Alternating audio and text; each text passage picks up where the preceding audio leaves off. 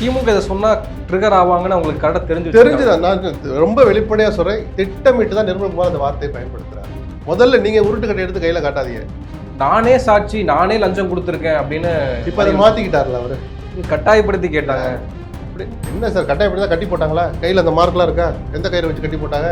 ஃபைலை டேபிளில் கொண்டாந்து வச்சாச்சு. ரெவ்யூ மீட்டிங் முடிச்சு ஃபைல் டேபிளில் இருக்குது, விஜய் டேபிளில். நான் திறந்தேன் அப்படின்னு மிரட்டிட்டு இருக்காரு. பீதியை கிளப்பி விட்டாரா? நான் இன்னொரு ஆங்கிளில் பார்த்தோம்னா ஏடா வாயை வச்சுட்டு சும்மா இருக்கலேடான்னு நினைப்பாங்க. பினாமிகள் மீது கை வைத்தால் யார் யார் எந்திரிக்கிறாங்களோ அதெல்லாம் கண்டுபிடிச்சிக்கலாம், அவங்க தான் குற்றவாளி. ஆதரவு சொன்னார்ல, கை வைங்க சார், ஏன் வைக்க மாட்டீங்க? இல்லை ஆதாரம் கூடனா எப்படி இதுக்கெல்லாம் ஆதாரம் கொடுக்க முடியும் அப்படின்ற மாதிரி தானே அவங்க பேசுகிறாங்க. எந்த விஷயத்துக்குன்னு ஒன்று இருக்குது. அப்போ மாய வச்சுட்டு சும்மா இருக்கணும். இன்னும் 10 பேர் வருவாங்க, வர ரெடியாக இருக்காங்கன்னு. அதான் நான் சொல்கிறேன் சார், குதிரை பேரத்தை தாவேக்காவும் நடத்துகிறது. புது தகவல் ஒன்று சொல்லவா? திமுக எம்எல்ஏ ஒருவரிடம் ராஜினாமா கடிதத்தை ஒரு அமைச்சர் வாங்கி வச்சிருக்கார். சர்மிளா டாக்கிஸ் நேயர்களுக்கு வணக்கம். இந்த நேர்காணலில் நம் சிந்திப்பவர் மூத்த பத்திரிகையாளர் திரு SP லட்சுமணன் அவர்கள். வணக்கம். வணக்கம். ஒரு பத்திரிகையாளராக நிறைய சட்டமன்ற நிகழ்வுகளை நீங்கள் பார்த்துருக்கீங்க. புதிதாக பொறுப்பேற்றிருக்கக்கூடிய தாவைக்க அரசினுடைய சட்டமன்ற நிகழ்வுகள், சட்டமன்ற கூட்டத்தொடர், மானிய கோரிக்கை மீதான விவாதங்கள் தொடர்ந்து நடைபெற்று கொண்டே இருக்கு. ஆனால் நாளுக்கு நாள் தாவைக்கா விசஸ் திமுகன்ற அந்த காரசாரமான விவாத போக்கு, ராஜ்மோகன் பாணியில் சொல்லணும்னா, எங்களை அடிக்க வரீங்களா, நீங்கள் இந்த உருட்டல் மிரட்டலுக்கெல்லாம் நாங்கள் பயப்பட மாட்டோம், எங்களை வாடா போடான்னு அசிங்கப்படுத்துறீங்க, அநாகரிகமாக நடந்துக்கிறீங்க, நாகரிகமே உங்ககிட்ட இல்லை அப்படின்னு நிறைய தாக்குதல்களை தாவைக்கா தொடுக்குது. நேற்று உச்சகட்டமாக மின்சாரத்துறை அமைச்சர் சிடிஆர் நிர்மல்குமார் G2 மாப்பிள்ளைன்னு சொல்கிறாரு. அதற்கு பதில் கொடுக்கும் விதமாக நீங்கள் இப்படி தான் பேசுவீங்க அப்படின்னா நானும் அது போலவே நானும் பதிலடி கொடுக்க முடியும் அப்படின்னு சொல்லி. மொத்தத்தில் பார்த்தா இந்த சட்டமன்ற நிகழ்வுகள் கொஞ்சம் அருவருக்கத்தக்க வகையில் இருக்குது. மாண்புகள் நிறைந்த சபைன்னு அதுக்கு பேர். அந்த மாண்புகளுக்கு அப்பப்போ சேதாரம் நடந்த கடந்த கால வரலாறு உண்டு, யாரும் மறுக்கல. அதை புதிய சட்டசபை அல்லது புதியவர்கள் அமைச்சிருக்கிற ஆட்சி, அவர்களுடைய முதல் கூட்டத்தொடர், பட்ஜெட் கூட்டத்தொடர் அப்படிலாம் சொன்னீங்க. இந்த புதியன்னா குறைஞ்சபட்ச ஒரு தயக்கமோ பதுங்கல் வேண்டாம், தைரியமாக நிற்கட்டும், பேசட்டும். அவங்க பயன்படுத்துகிற வார்த்தைகள் புதியவங்க மாதிரி தெரியல. எங்களுக்கு அவகாசம் கொடுங்க, நாங்கள் புதுசு, எங்களுக்கு சொல்லி கொடுத்தா நாங்கள் கற்றுக்குறோம்னு சொல்லிட்டு அவர்கள் பயன்படுத்துகிற வார்த்தை இருக்குல்ல, ஒன்று தோண்டி விடுற மாதிரி தான் இருக்குது. அஃப்கோர்ஸ் திமுகவை பற்றி சொல்லவே வேண்டாம். நீங்கள் 1 சொன்னால் 2 சொல்கிற ஆட்கள், அதுக்கு காரணமாக தூண்டி விட ஆரம்பிச்சிங்கன்னா அவங்க இன்னும் பல மடங்கு. நான் எதையும் நியாயப்படுத்தலை. எதுக்கு அந்த அவசியம் என்ன இருக்குது? ஒரு 3 வார்த்தை நினைவுக்கு வருது. நீங்கள் சொன்ன மாதிரி G2 விஷயத்த பேசணும்னு அவசியமே இல்லை, மேடை போட்டு பேசுங்க. கலைஞர் உண்ணாவிரதம் இருந்தது சம்பந்தமே இல்லாமல் திணிக்கிறார். ஒரு முக்கியமான பொதுவான பிரச்சனை பேசுகிற போது, அல்ல திமுக அண்ணாதிமுக இந்த கிரகத்தை தானே பண்ணி தொலைச்சாங்க அப்படின்னு கிராமத்தில் சொல்கிற மாதிரி மாறி 50 வருஷமாக அவங்க அடிச்சுட்டு இருந்தாங்கல்ல, அதுக்கு மாற்றம் தானே நீங்கள் வந்திருக்கீங்க. நான் கடந்த கால வரலாறை சொல்கிறேன், நீங்கள் அதே பாதையில் பயணிச்சிங்கன்னா அப்புறம் உங்ககிட்ட என்னதான் மாற்றம் இருக்குது? அது மாதிரி கரூர் கம்பெனி, இந்த 3 விஷயம் தான் சொன்னேன். 3வது விஷயம் தான் கரூர் கம்பெனி. நீங்கள் தாராளமாக சொல்லுங்கள் சார், பாட்டிலுக்கு 10 ரூபான்னு பாடுங்க. உங்கள் தலைவர் பாடினார், ரசிச்சாங்க பல பேர், அதை நம்பி ஓட்டும் போட்டாங்க. வெளியில் பண்ணுங்க, பொது மேடையில் பேசுங்க, கட்சிக்கு பொதுக்கூட்டத்தை போடுங்க, பட்ஜெட் விளக்க கூட்டம் போடுங்க, அதில் கிளி கிளிங்க. சட்டமன்றத்தில் பேச வேண்டிய அவசியம் என்ன? கரூர் கம்பெனி சாரின்னு சொல்லிட்டு கரூர் முன்னாள் சட்டமன்ற உறுப்பினர் அப்படி சொல்ல வந்தாராம், அதனால கரூர் கம்பெனின்னு மாற்றேன். எதுக்கு கரூர் முன்னாள் சட்டமன்ற உறுப்பினர் சொல்றீங்க? அவர் இன்னைக்கு என்னவோ அதுதானே சார் நீங்கள் சொல்லி கூப்பிடணும். மாண்புமிகு உறுப்பினர்னு சொல்லுங்க, இல்லை மாண்புமிகு கோவை தெற்கு சட்டமன்ற உறுப்பினர் இப்போ இருக்கிற அடையாளத்தை சொல்லுங்க. அப்போ கடந்த காலத்தை பற்றி பேச நிர்மல்குமாரை பற்றி நிறைய வருமே, பேராவா. அவர் அசிங்கப்படுத்துறதையும் நான் அனுமதிக்க மாட்டேன், நான் ரசிக்கவும் மாட்டேன். அனுமதிக்கிறதுல இல்லை, நான் ரசிக்க மாட்டேன். அதை மட்டும் நம்ம ஜாலியாக எடுத்துக்க போகிறோம். அதுவும் ஒரு மாண்பு, நம்மளுடைய அமைச்சர், அவர் அவமானப்பட்டால் நமக்கு அவமானம் தான். அது தேவையா? அப்போ அது சேட்டை தானே, சில்மிஷம் தானே, சில்மிஷம் பண்ணுற இடமா அது? இப்போ அவங்க ஒன்று ஆரம்பிக்கிறாங்க, நீங்கள் 2 மடங்கு கூட பதிலடி கொடுங்க. நல்ல அறிவுள்ளவர் தான், அரசியல் அறிவுள்ளவர் தான் நிர்மல்குமார். ஒரு பேச்சு வந்தால் பதிலடி கொடுக்கறது வேற, தூண்டி விடுறதுங்கிறது, தொடக்கி வைக்கிறதுங்கிறது. நல்ல விஷயத்தை தொடங்கி வைங்க சார். அது எதுக்கு அந்த சில்மிஷத்தை தொடங்கி வைக்கணும் நீங்கள்? அது எனக்கு ஒரு வகையில் நிர்மல்குமாருடைய அந்த செயல்பாடு ஏமாற்றம் தான். ஆனால் முதல்வரே அப்பாவோ காணான்னு பேசினவர் தானே. இல்லை, அப்போ அதனால தான் யாருடைய கவனத்தை ஈர்க்க நீங்கள் இப்படி கவன ஈர்ப்பு தீர்மானத்தை தாண்டி பேசுறீங்கன்னு சபாநாயகரே அமைச்சரை பார்த்து கேட்குறாங்க. இதை நிர்மல்குமாரை பார்த்தான்னு கேட்குறேன், அவரை பார்த்தான் கேட்டார். அந்த அளவுக்கு தானே. அப்போ யாருடைய கவனத்தை? விஜயனுடைய இப்படிலாம் பேசினா விஜய் நம்மளை எடுத்து, நீங்கள் தான் ஆல்ரெடி எல்லாம் அடையாளப்படுத்தப்பட்டு அவருடைய கண் பார்வை கிட்டி மக்களுடைய ஆதரவு கிடைத்து ஆட்சி அமைச்சு அமைச்சரும் ஆயிட்டீங்களா, இனிமேல் என்னத்துக்கு அந்த கடைக்கண் பார்வை? அந்த இடத்த தக்க வச்சுக்கிட்டா போதுமே. புரியுதுங்களா? இல்ல இப்படி துதிபாடணும்னா, அது கடந்த காலங்கள்ல மற்ற ஆட்சியாளர்கள் பண்ணது எதுக்கு நீங்களும் பண்றீங்கன்னு தான் நம்ம கேட்கிறோம். எதுவும் செய்யக்கூடாதது அவங்க செஞ்சிரல.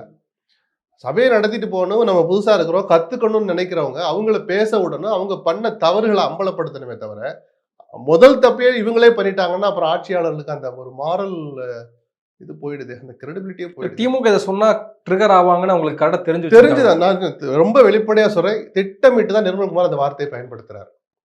அப்போ எதிர்க்கட்சிகள் சொல்ற ஒரு குற்றச்சாட்டு உண்மைதானோன்னு தோணுது. முக்கியமான பிரச்சனைகள்ல இருந்து திசை திருப்பணுன்ற அந்த நோக்கம் அவங்களுக்கு இருக்கோ? அப்படின்னு. என்ன விவாதம் வந்தாலும் சமாளிக்கிற ஆற்றல் படைத்தவர் நிர்மல்குமார். அப்புறம் எதுக்கு சார் இந்த வேலை உங்களுக்கு? அத ஒரிஜினலா இப்ப அப்பப்ப கொஞ்சம் குறைச்சிட்டாரோன்னு தோணுது. பட் அப்பப்ப பேசுறாரு. ரொம்ப பேசுறாங்க. அப்ப புதிய ஆட்கள் மாதிரி அவங்க பேசுறாங்க. நீங்க பேசவே கூடாது, ஊமையா இருக்கணும்னு யாரும் எதிர்பார்க்கல. அவசியமானது பேசுங்க. முதல் கூட்டத்தொடர், பட்ஜெட் கூட்டத்தொடர் கத்துக்கோங்க. சரியான நேரத்துல பதிலடி கொடுங்க. நான் கொஞ்சம் என்ன மாரி ஆட்கள் கொஞ்சம் சந்தோஷப்படுற மாரி விஜய் கொஞ்சம் எக்ஸ்ட்ரா இடையில கொஞ்சம் இடையில பேசினார். இந்த 10 நாளில் நடந்தத நான் சொல்றேன். அது மாரி அவரையும் கொஞ்சம் பேச அனுமதிங்க. அவருக்கு கத்துக்கணும். அவர் பேச மாட்டார். நாங்க தான் பொருத்தம் இல்லாம சில நேரத்துல பேசிர்றாங்க. அப்ப அதுவும் அவமானப்படுற மாரி தானே இருக்கு. எதுக்கு நீங்க அவமானத்த எதுக்கு நீங்க திட்டமிட்டு சுமக்குறீங்க? வீம்புக்கு சுமந்துக்கிறீங்க. ஏன்? அதுவும் நல்லது இல்லைல்ல. இல்ல அதுக்காக விஜய் திமுக எதிர்க்கட்சியினர் எதுவுமே செய்யலைன்னு நான் சொல்லல. முதல் புள்ளி யார் வைக்கணும்? கூடுதல் பொறுப்பு யாருக்கு இருக்கணும்? ஆட்சியாளர்களுக்கு தான் இருக்கணும். அவங்க என்ன பண்ணாலும் அடி வாங்கிக்கன்னு நான் சொல்லல. அவங்க 1 அடிச்சா நீங்க 2 குடுங்கன்னு தான் சொல்றேன். முதல்ல நீங்க உருட்டுக்கட்டை எடுத்து கையில காட்டாதீங்க. சரிதுங்களா? அதுதான் சார் ஒரு தார்மீக கடமையும், தார்மீக பொறுப்பும் ஆளுங்கட்சிக்கு தான் கூட இருக்கு. அப்ப என்ன நாங்க மட்டும் என்ன இது அப்படின்லாம் கேள்வி கேட்க தோணும். இப்படிதான் இருக்கிறது நல்லதுன்னு சொல்றேன். அப்பதான் நீங்க எதிர்க்கட்சியினுடைய தவறுகள அம்பலப்படுத்த முடியும். கேமரா வாங்கிட்டு கொஞ்சம் காட்டுங்கன்னு சொல்றாருல்ல ராஜ்மோகன். காட்டுங்கங்கிறேன் நானு. ஆனா நீங்க என்ன பண்றீங்க? முதல்ல கேமராவ இங்க காட்ட மாட்றீங்க. இதனால தான் அது வருதுன்றத காட்டுறதுன்னு அதெல்லாம் ரொம்ப எல்லா ஆளுங்கட்சியும் செய்ற மாரி தாவேக்காவ அதுலலாம் ரொம்ப ரொம்ப தேறிட்டாங்க அவங்க. ஒட்டுமொத்தத்துல பார்த்தா, இந்த லைவே வேணான்னு தோணுது. சமுதாயத்த கெடுக்காதீங்க. பெண்களும் பார்க்க ஆரம்பிச்சுட்டாங்க. இப்படி போட்டு சண்டை போட்டீங்கன்னா, அரசியல் ஆர்வம் வரணும்னு நினைக்கிறவங்க கூட திருப்பி ஓடிற போறான். அல்லது இப்படிப்பட்ட ஆர்வத்தோட வந்தான்னா, இந்த சமுதாயத்தை திருப்பி சீர்படுத்தவே முடியாது. படுகுழியில் தள்ளுகிற வேலைன்னு தான் நான் சொல்லுவேன். அல்லது இத்தனை பேர் பார்க்குறாங்கன்னா, இனிமேலாவது ஒரு ஒரு தார்மீக பயத்தோட ஒரு ஒரு வார்த்தையை விடணும் எல்லோருமே. அது திமுக, அதிமுக உள்ளிட்ட எதிர்க்கட்சிகளாகட்டும், மிக முக்கியமாக ஆளுங்கட்சியினர், நம்மளை மக்கள் ஒவ்வொரு நிமிடமும் பார்த்துட்டு இருக்கிறாங்கிற அந்த பயத்தோட அணுகுனாங்கன்னா, இது கொஞ்சம் குறையும்னு பார்க்குறேன். மக்கள பத்தி ஒரு துளி கூட கவலை இல்ல. அப்புறம் என்னத்துக்கு அந்த லைவ் என்னத்துக்கு? தூக்கி குப்பையில போடுங்க அத. திமுகவா, தாவேக்காவா? திமுகவ கதற விடுறோம் பாருங்க. இத்தனை ஆண்டு கால கட்சிய வந்து இப்ப ஆரம்பிச்ச கட்சி வந்து கதற விடுது. அது ரிசல்ட் வந்துடுச்சு. ஆமா அப்படிதான் 2 திராவிட இயக்கங்களை வீழ்த்தி தான் வந்தாங்க. இந்த சவால்களை எல்லாம் கடந்த காலங்கள்ல சட்டமன்றத்திலயும் சவால்கள், எதிர் சவால்லாம் நடந்துச்சு. நம்ம மறுக்கல. இப்ப கொஞ்சம் ஓவரா அப்படி பேசுற போது அந்த சவால்கள்ங்கிறது ஒரு நாகரிகமான வார்த்தை அது. அதுல சில சில்மிஷ கருத்துகள், ஒரு அவதூறான கருத்துகள், அசிங்கமான கருத்துக்கள்லாம் சேர்த்து வருது. அத தவிர்க்கலாம் நீங்க. நான் சொல்றேன் ஒரு கேள்வி வந்தா, ஒரு ஒரு ஒரு ஒரு குற்றச்சாட்டு வந்தா பதிலடி குடுங்கன்னு தான் நம்ம சொல்றோம். சீண்டல் வேலைகளை யார் பண்ணாலும் தப்பு தான். ஆளுங்கட்சி செஞ்சா 2 மடங்கு தப்புன்னு நான் சொல்லுவேன். இல்ல ஆதாரங்கள குடுங்க, டாக்குமெண்ட் குடுங்கன்றப்போ, நானே சாட்சி, நானே லஞ்சம் குடுத்துருக்கேன் அப்படின்னு இப்ப அத மறியல் சொல்றாங்க. மாத்திக்கிட்டார்ல அவரு. அதெல்லாம் சும்மா போற போக்குல பேசுறது சார். அப்போ என்ன பண்ணியிருந்திருக்கணும்? லஞ்சம் குடுத்து தான் இந்த வேலைன்னா, அந்த ஒப்புதலோ, அந்த அங்கீகாரமோ எனக்கு வேணான்னு சொல்லி அன்னைக்கு ஒரு பிரஸ் மீட் வச்சிருந்தாருன்னா, மரிய வில்சன பாராட்டியிருக்கலாம். சத்தம் இல்லாம வேலையும் முடிச்சுக்கிறீங்க. அவ்வளவு குடுக்காதீங்க குடுக்காதீங்கனாலும் கேட்கல. இவ்வளவு வாங்கி தொலையாதீங்கனாலும் திமுக காரங்களும் கேட்கல. இன்னைக்கு அவங்க வீதியில உட்கார்ந்துருக்கிறாங்க. சொல்லுங்க சார். கட்டாயப்படுத்தி இல்ல கேட்டேன். அப்படி என்ன சார் கட்டாயப்படுத்தி தான் கட்டி போட்டாங்களா? கையில அந்த மார்க்லாம் இருக்கா? எந்த கயிற வச்சு கட்டி போட்டாங்க? சொல்லுங்க சார். குடுத்தா குடுக்க போறோம். இல்லைன்னு அலைய விட்டுருக்க போறோம். இதானே சார்? நீங்க வாங்கிட்டீங்கன்னா, இப்ப குடுத்துட்டீங்க, வாங்கிட்டீங்க. முடிஞ்சு போச்சு. நான் லஞ்சத்த நியாயப்படுத்தல. நீங்க நிஜமாகவே லஞ்சத்த ஒழிக்கிறவரா இருந்தா, லஞ்சம்னாலே எனக்கு ஒரு மாரி அலர்ஜின்னா என்ன பண்ணியிருக்கணும்? கோர்ட்டுக்கு போயிருக்கணும்.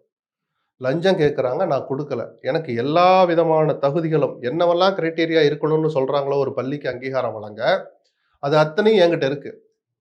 என்னவெல்லாம் அடிப்படை வசதிகள், தேவையான கட்டமைப்புகள் இருக்கணும்னு சொல்றாங்களோ ஒரு கல்லூரிக்கு, அது அத்தனையும் என் கல்லூரியில இருக்கு. ஆனாலும் அங்கீகாரத்த புதுப்பிக்கவோ, அங்கீகாரம் புதுசா கொடுக்கவோ மறுக்கிறாங்க. ஏன் கோர்ட்டுக்கு போல? சொல்லுங்க சார். அப்ப மட்டும் இடிச்சுச்சா காச குடுத்து, யார் யார பிடிச்சு கொஞ்சம் கம்மியா குடுத்துலாம் வாங்கியிருப்பிய? சொல்லுங்க. எதார்த்தத்த பேசணும் சார். இன்னைக்கு நீங்க ஆட்சி அதிகாரத்துல இருக்கீங்கறதுக்காக பண்ணக்கூடாதுல்ல. அல்லது அதே ஆதாரபூர்வமா வச்சு மகேஷ் மேல கேஸ் போடுங்களேன். அவர் 50 கோடி ஏதோ கேட்டு வக்கீல் நோட்டீஸ்ல அனுப்புற அளவுக்கு நீங்க அவர விட்டு வச்சிருக்கீங்க. அப்போ ஒண்ணு ஆதாரம் இல்லாம இருக்கணும். அல்லது மகேஷ்க்கு உங்களுக்கு ஏதாவது டீலிங் இருக்கணும். இது 2ல ஒண்ணு தானே சார் இருக்கணும். இப்ப ஃபைல டேபிள்ல கொண்டாந்து வச்சாச்சு. ரிவ்யூ மீட்டிங் முடிச்சு ஃபைல் டேபிள்ல இருக்கு விஜய் டேபிள்ல. நான் திறந்தேன் அப்படின்னு மிரட்டிட்டு இருக்காரு. அதான் இன்னைக்கு சண்முகம் போட்டார் ஒரு போர்டு. யாரு? மார்க்சிஸ்ட் சண்முகம். இது எதிர்க்கட்சிகளை அச்சுறுத்துகிற வேலை. சரியான விமர்சனம் அது. தப்பு இருந்தா திறந்து பாருங்க சார். இல்லாட்டி ஒண்ணும் இல்லைன்னு சொல்லுங்க. நான் திறந்துருவேன்னா திறந்து வந்தா ஒண்ணுமே இருக்காது. கடைசியில என்ன மானாமதுல கேட்டாங்க, மன்னார்குடியில கேட்டாங்கன்னா கடைசியில ஒரு பக்கம் கேட்டிருக்க மாட்டேன்ற மாதிரி. நீங்க ஊழல் குற்றச்சாட்டு இன்னும் அதுல இருக்கு, ஆதாரம் இருக்குன்னா நீங்க விஎன்டிஎஸ்சிக்கு அனுப்புங்க. அவங்க ஒரு ஆரம்ப கட்ட விசாரணை நடத்தட்டும். எஃப்ஐஆர் போடட்டும். பிடிச்சு உள்ள போடுங்க. யார் வேணாம்னா போனா போதுன்னு ஒரு இடைத்தேர்தல் வருது. 1, 2வது ஜெயிச்சுக்கோங்க. என்ன சார் இது? யாருக்காவது நல்லா நடக்கணும்ல. நீங்களா ஜெயிக்கிறதுக்கு அனுமதி கொடுக்க போறீங்க? மக்கள் முடிவு பண்ணணும் சார். இன்னும் சொல்லப்போனா நீங்க ஜெயிச்சிங்கல்ல, உங்களை தோற்கடிக்கணும். இந்த மாதிரி ஊழல் குற்றச்சாட்டுக்கு ஆதாரம் இருந்தும் நீங்க அவங்கள உள்ள போடாம நீங்க இப்படி கை காட்டுவார்ல விஜய், திமுகவுக்கு பிஜேபிக்குன்னு. அப்ப தாவேக்கா திமுக இப்படி இருந்துகிட்டு தான் நீ கொஞ்சம் விட்டு வச்சீங்களாக்குன்னு மக்கள் கோவப்பட்டா நீங்க எங்க போவீங்க? தப்பான அணுகுமுறை. அல்லது இந்த அட்ஜஸ்ட்மெண்ட்ல ஸ்டாலின் எடப்பாடியும் பண்ணவங்க தான். நான் 5 வருஷமா கதறிக்கிட்டு இருந்தேன். 2 பேருக்கும் டீலிங் இருந்துச்சு தான். அதுக்கு தான் மக்கள் கொடுத்தாங்க தண்டனை. அப்ப அதை ஒத்துக்கோங்க. உங்களுக்கு டீலிங் இருக்குன்னு ஒத்துக்கிறீங்களா? அந்த டீலிங் பண்ண ஆட்கள்லாம் சரியில்லை தானே நீங்க மாற்றா வந்தீங்க. அந்த மாதிரி சட்டமன்றத்தில் நடந்த நிகழ்வுல ஒரு மாசம் திரும்பி பார்த்தா ஒரு நிஜமாவே வெக்கமா இருக்கு. துரதிர்ஷ்டவசமான சூழலை கடந்து வந்திருக்கு. சட்டமன்றத்திலே அது ஓப்பனா எப்படி வெளிப்படுத்த முடியும் ஒரு முதலமைச்சர்? எதை? இடைத்தேர்தல் வரைக்கும் நல்லது நடக்கட்டுமே நான் பாக்குறேன். இல்லதான் கொஞ்சம் அவர் பேசணுமேனு பேசினாரு. தவறுதான ஒரு ஒரு கருத்துக்களை சொல்லிட்டா தான் நான் பாக்குறேன். அப்படி சொல்லியிருக்க கூடாது. வேற மாதிரி ஒரு பொதுக்கூட்டத்துல பேசுற போது இருக்கு நான் வச்சுக்கிறேன். ஸ்டாலின் விட்டார்ல ஒரு உதாரணம் ஏன் சொல்லணும்னா கடைசி வரைக்கும் தொடவே இல்லை. சட்டமன்றத்துல பேசுறாரு. அந்த அறிக்கை வந்துருச்சு. ஆறுமுகசாமி கமிட்டி அறிக்கை. சசிகலா ஜெயலலிதா அவருடைய மரணத்துல சசிகலா குற்றவாளியா அல்லது குற்றம் சாட்டு அவர் மேல கேஸ் போடணும்னு ஒரு ஃபைண்டிங்ஸ் கொடுத்தாரு. இன்னும் இருக்கு அப்படின்னாரு. அது மாதிரி கொடநாட்டுல இன்னும் இருக்குன்னாரு. கடைசி வரைக்கும் இது என்ன இருக்குன்னு சொல்லவே இல்லை. இந்த பாம்பாட்டி கடைசி வரைக்கும் கீரியையும் பாம்பையும் சண்டை போடவே விட மாட்டான். அந்த மாதிரி அவர் நடந்துட்டு போனாரு. அது மாதிரி நீங்களும் இருக்க புரியல. உங்ககிட்ட ஏதோ ஒன்று எதிர்பார்த்தாலும் சார் 1.25 கோடி பேர் உங்களுக்கு ஓட்டு போட்டாங்க. கட்சி பேர் கூட தெரியாம அதை பத்தி கவலை கூட படாம விஷில் விஜய்னு 2 வார்த்தையை வச்சுதானே சார் போட்டாங்க. அவங்களுக்கு செய்கிற பதில் மரியாதையாக இது எனக்கு படவில்லை. இல்ல எதிர்க்கட்சி தலைவர் வந்து ஓப்பன் சேலஞ்சுன்னு சொல்லியே ஒரு வாரம் ஆக போகுது. அப்ப சரி, உடனே நீங்க அவர் அன்னைக்கு சொன்ன அடுத்த நாள் திறப்பாரா? இருங்க சார் 8ஆம் தேதி வரைக்கும் அசம்பிளி நடக்குது. முடிஞ்ச பிறகாவது திறக்கிறாரான்னு பார்ப்போம். ஆனா இல்ல நிஜமாவே தப்பு நடந்தா அந்த எந்த 3 துறைன்னு அவர் சொல்லல.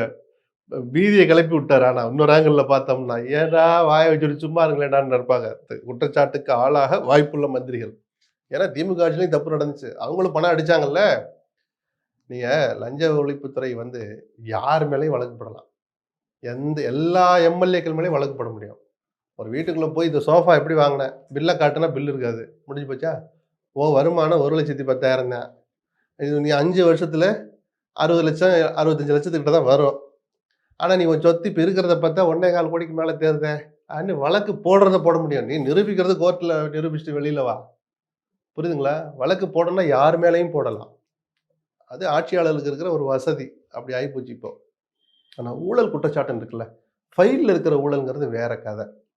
ஆதாரம் இருக்குன்னு தெரிஞ்சும் மௌனமாக இருக்கிறதோ அல்லது இல்லாத ஒன்று இருக்கிறதா சொல்லி எதிர்கட்சிகளை பூச்சாண்டி காட்டுறதோ ரெண்டுமே தப்பு. என்ன செய்யறாருன்னு பார்ப்போம் விஜய். அவர்கிட்ட என்னதான் இருக்குன்னு பார்ப்போமே. இன்னொரு 10 நாள் வெயிட் பண்ணுவோம். சம்பவம் இருக்குன்னு நினைக்கிறீங்க? அந்த வார்த்தையெல்லாம் நான் சொல்லலை. என்ன இருக்குன்னு பார்ப்போமே. நிஜமாவே ஒன்று ஃபைலை திறந்து பார்த்து எஃப்ஐஆர் 1, 2 வந்தால் அதில் இருக்குன்னு தெரிஞ்சுக்கலாம். ஒன்றுமே இல்லைன்னா அப்போ நீங்கள் சொன்ன மாதிரி தான் உதார் விட்டார்னு எடுத்துக்க வேண்டியதான். மரிய வில்சன் வந்து அவருடைய தனிப்பட்ட விவகாரம் தான். அவர் வந்து வேளாங்கண்ணிக்கு போறது அப்படின்றதெல்லாம். ஆனா சட்டமன்ற நிகழ்வுகள் நடந்துட்டு இருக்க போது ஒரு அமைச்சர் வந்து வேளாங்கண்ணிக்கு தாராளமாக போகலாமே. அதுல என்ன சார் தப்பு இருக்கு? இதுல என்ன அவருடைய நம்பிக்கை. அன்னைக்கு ஏதாவது ஒரு நிகழ்ச்சி இருந்திருக்கும், போகணும்னு வேண்டிட்டு இருந்திருப்பார். இல்லை முக்கியமான விசேஷமா என்ன எது தனிப்பட்ட விஷயத்துக்காக போகிறது அதில் ஒன்றும் தப்பே கிடையாது. சிஎம்கிட்ட சொல்லிட்டு போகலாமே. எதாண்டு சார் நிதித்துறை மானிய கோரிக்கை அதில் ஏதோ கூடுதல் வரவு செலவு அதை பற்றின ஒரு பேப்பர் இன்னைக்கு சப்மிட் பண்ண வேண்டியிருக்கு. நீங்கள் சப்மிட் பண்ணாமல் ராஜ்பவனை சப்மிட் பண்ண சொல்லிட்டு நீங்கள் அப்படி ஏதாவது இருந்தால் கொஞ்சம் விமர்சிக்கலாம். மற்றபடி ஒரு நாள் லீவ் எடுத்துட்டு சொந்த வேலையை போகிறது ஒன்றும் பெரிய தப்பு கிடையாது. இல்லை அது இங்கே பெரிய செய்திகள் ஆக்கப்படுதுல, அதனால அதை தூக்கி அப்படி தூர வைங்க. அது அவருக்கு சாதகமாக செய்திகள் பரப்பப்பட்டாலும் அவர் விமர்சித்து செய்திகள் பரப்பப்பட்டாலும் ரெண்டும் தப்பு தான். அவருக்கு ஒரு சொந்த வேலை இருக்குது. அவர் லீவு சிஎம்கிட்ட சொல்லியிருப்பார், ஸ்பீக்கர்கிட்ட சொல்லியிருப்பார், போயிட்டு வர்றாரு, அவ்வளோதானே. இந்த பரந்தூர் விவகாரம் அது வந்து ஒரு வழியா முடிவுக்கு வந்திருக்கு. பரந்தூர்ல விமான நிலையம் அமைக்கப்பட மாட்டாதுன்னு முடிவுக்கெல்லாம் வரல சார். இந்த அரசனுடைய கொள்கை முடிவு வெளியில வந்திருக்கு. அப்படிதான், அதுதான் சேஃபான வார்த்தை. ஏன்னா இந்த நிலத்தை என்ன பண்ண போறோம் தெளிவா சொல்லலை. விவசாயிகள் சங்கத்தை கூட்டிட்டு வந்து நன்றி சொல்ல வச்சுட்டீங்க, அல்லது அவர்களே திரண்டு வந்து நன்றி சொன்னாங்க, அதுக்கு நீங்க டைம் கொடுத்தீங்க, அனுமதிச்சீங்க, நன்றின்னு சொல்லிட்டு போயிட்டாங்க. எதுக்கு நன்றி? விவசாயிகளுடைய கோரிக்கை அங்கே விமான நிலையம் வரக்கூடாது என்பதா, எங்ககிட்ட இருந்து நிலங்களை எடுக்காதீங்கிறதா? எது? எனக்கு தெரிஞ்சு ஒரு ஒரு அது அதுதான் பொழப்புன்னு இருக்கிற விவசாயி நிலங்களை எடுக்காதுன்னு தான் முதல் ஒரு கோரிக்கையா வைப்பாங்க. முதல் முழுமையான கோரிக்கையும் அதுவா தான் இருக்கும். எங்ககிட்ட இருந்து நிலத்தை எடுக்காத, கிட்ட வராத, அவ்வளவுதான். கீர்த்தனை என்ன சொல்றாங்க? தொழில் சார்ந்த வேறு திட்டங்களுக்கு பயன்படுத்த விவாதிப்போம், யோசிப்போம்ன்றாங்க. அப்ப விவசாயிக்கு எங்க நிலம் போகும்? அப்பதான் சொன்ன காங்கிரீட்டா கட்டலாமா? ரன்வே ஏர்போர்ட்னா கூட கொஞ்சம் அங்கனங்கன பசுமை, கிரீன் ஏர்போர்ட் கூட வர வைக்க முடியும். பல இடங்கள்ல பசுமை காட்ட முடியும். இந்த ரன்வே, பில்டிங்ஸ் தவிர மீதி எல்லாம் கிரீனா காட்ட முடியும். நீங்க சிப்காட் கொண்டு வந்தா, சிட்கோ கொண்டு வந்தா காங்கிரீட்டா இருக்கும். அது பரவாயில்ல விவசாயிகளுக்கு. விவசாயிகளை நான் நோண்டி பார்க்கல. நிஜமான ரிலீஃப் நேத்து கிடைச்சுச்சா விவசாயிகளுக்கு? இல்லை. 1. 2வது அதில பல சட்ட சிக்கல் இருக்கு. என்ன தேவைக்காக நீங்கள் அந்த நிலத்தை எடுத்தீங்களோ, அந்த தேவையை நிறைவேற்ற முடியலைன்னா, அந்த திட்டத்தை செயல்படுத்தலைன்னா, சம்பந்தப்பட்ட இடத்தை அவங்க கிட்டயே குடுக்கணும். ஹவுசிங் போர்டுல ஆயிரக்கணக்கான தீர்ப்பு வந்தாச்சு அந்த மாரி. உங்கள்ட்ட வீடு கட்டணும்னு எடுப்பாங்க. உங்கள்ட்ட இருந்து 1 ஏக்கர் எடுத்துருவாங்க. நல்ல டவுன் பகுதியில, சிட்டி பகுதியில இருக்கும். வீடு ஹவுசிங் போர்டுல கட்ட முடியல. 10 வருஷம் கழிச்சு, அத நாங்க ஒரு மால் கட்டலான்னு இருக்கோம்னு கொண்டுட்டு போவாங்க. மால் கட்டுறதுக்கு இல்ல, ஏழைகள் பயன்படுற அல்லது ஒரு பல நூறு பேர் பயன்படுகிற அடுக்குமாடி குடியிருப்புக்கு நீங்க கட்டினீங்கன்னா, அதுக்கு மட்டும் தான் பயன்படுத்தணும். வேற எதுக்கு பண்ணணும்னு சொல்லி, அந்த இடத்த அவருக்கே குடுங்க. என்ன காசு குடுத்தாரோ, அந்த காசுக்கு வட்டி போட்டு வாங்கிக்கோங்க அப்படின்லாம் உச்சநீதிமன்ற தீர்ப்புல வரைக்கும் பல தீர்ப்புகள் வந்தாச்சு. புரியுதுங்களா? அது மாரி இந்த சிப்காட்டுக்கு எடுக்கிற போதும், சிப்காட்டுக்காக எடுத்தீங்கன்னா, சிப்காட் அமைச்சிருங்க. ஏதோ காரணத்தினால சிப்காட்டோ, சிட்கோவோ அமைக்க முடியலன்னா, அந்த இடத்த திருப்பி குடுக்கணும்னு குடுத்த வரலாறு நேத்து வரைக்கும், இன்னைக்கு வரைக்கும் நடந்துகிட்டு தான் இருக்கு அரசோட. எல்லா அரசுகளோடும் இந்தியா முழுக்க இருக்கிறத நான் சொல்றேன். அதத்தான் நேத்து திமுக, பாட்டாளி மக்கள் கட்சியினர் எடுத்து சொன்னாங்க. ஆனா கீர்த்தனா ஒருவேளை அவரு தனியா வச்சிருக்கிறாரா? இல்ல நமக்கு தெரியாத சட்டம் அவருக்கு தெரிஞ்சிருக்கா? ஏன்னா அவர் இன்னைக்கு அமைச்சரா இருக்கிறார். கூடுதல் விஷயங்கள் தெரிஞ்சிருக்கலாம். இல்ல சட்டத்துல இடம் இருக்கு. வேற தேவைகளுக்கு அத பயன்படுத்தலாங்கிறாரு. அப்ப அது எப்படி பயன்படுத்த நமக்கு தெரியல. அப்படி சொன்னாங்கன்னா, அது சட்டப்படி நடக்குது. அப்ப நான் என்னுடைய முதல் பாயிண்ட்டுக்கு வாங்க. விவசாயிகள் நன்றி சொன்னது பொருத்தமானது தானா? அப்பாடா! இப்ப ஏர்போர்ட் வரல. சிப்காட் வந்துருச்சு. எந்த ஒரு விவசாயியும் சந்தோஷப்படுவாங்களா? எங்களுக்கு சுதந்திரமே இப்பதான் எங்களுக்கு கிடைச்சிருக்கு. எப்படி? எப்படி? அந்த ஒரு அறிவிப்பு தான் அவங்களுக்கு மன மகிழ்ச்சிய குடுத்திருக்கும். நிலங்கள திருப்பி குடுக்குறேன்னு சொன்னா தான் நிஜமான மகிழ்ச்சி. சரி திருப்பி குடுத்துட்டா. 100 விவசாயி நிலத்த குடுத்துருக்காங்க. 80 பேர் அங்கங்க பேங்க்ல போட்டு வச்சிருப்பாங்க. அடுத்த சொத்த வாங்கியிருப்பாங்க. பிள்ளைகளுக்கு கல்யாணம் பண்ணி வச்சிருப்பாங்க. என்னென்னமோ நடந்திருக்கும். மாற்று இடம் தேடி அங்கே ஒரு இடத்த 5 சென்ட வாங்கி வீடு கட்டியிருப்பாங்க. அதெல்லாம் போக திருப்பி நிலம் குடுத்தா, அந்த நிலத்த வாங்குறதுக்கு காசு குடுக்குறதுக்கும் 80 விவசாயிகளால முடியும்னு வச்சுப்போம். ஒரு 20 விவசாயிகிட்ட வாங்குன காசு செலவழிச்சிட்டாரு. என்ன பண்ண போகுது கவர்மெண்ட்? சட்டத்துல அதுக்கான கிளாஸே இல்லையே. ஒண்ணு அவர்ட்ட நிலத்த குடுக்கணும்னா காச வாங்கணும். எவ்வளோ பேருக்கு விஜயே சொந்த காச போட்டு திருப்பி குடுப்பாரு? அது சாத்தியமா? எவ்வளோ சட்ட சிக்கல், நிர்வாக சிக்கல், நடைமுறை சிக்கல் இருக்கு. அதனால தான் சொன்னேன், இந்த விவகாரம் முடிஞ்சதா சொல்லாதீங்க. இந்த அரசினுடைய கொள்கை முடிவு ஆவணப்படுத்தப்பட்டிருக்கு நேத்து. வெளிப்படையா அறிவிச்சிருக்கிறாங்க. பரந்தூர் விமான நிலையம் வராதுன்னு. ஏன்னா மத்திய அரசுகிட்ட தயாநிதி மாறன் உள்ளிட்ட சில எம்பிக்கள் தொடர்ந்து கேள்வி கேட்டாங்க. அசெம்பிளி நாடாளுமன்ற கூட்டத்தொடர் நடந்தபோது கேள்வி பதில்ல.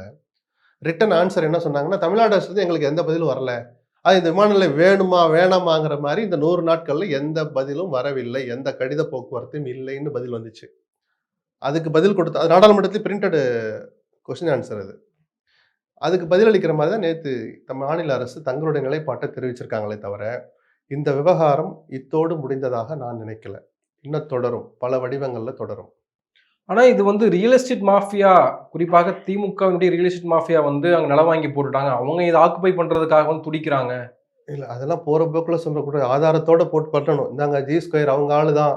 பாருங்க 4000 ஏக்கர் ஏர்போர்ட்டுக்கே 5000 ஏக்கர் தான். ஆனா இவர் 4000 ஏக்கர் வாங்கி வச்சிருக்காரு. ஆவணங்கள் எடுத்து வெளிய போடுங்க. போட்டு கிளி கிளிங்க. சும்மா ஜி ஸ்கொயர் மாப்பிள்ளைன்னு அசெம்பிளில சொல்லிட்டா போதுமா சார்? அப்ப தங்கந்தரசு கேட்ட கேள்விக்கு பதில் சொல்லுங்க. நீங்க ஒரு இடத்துல போய் எக்ஸ்டெண்ட் பண்ண போறீங்களா ஏர்போர்ட்ட? அது யார் லாட்டரி மாப்பிள்ளைக்கான்னு கேட்டாரு. இதெல்லாம் தேவையா? ஆதாரம் இருந்தா 2 தரப்புக்கும் தான் சொல்றேன். ஆதாரம் இருந்தா வெளியில போடுங்க. இல்லாட்டி வாய வச்சுட்டு சும்மா இருங்க.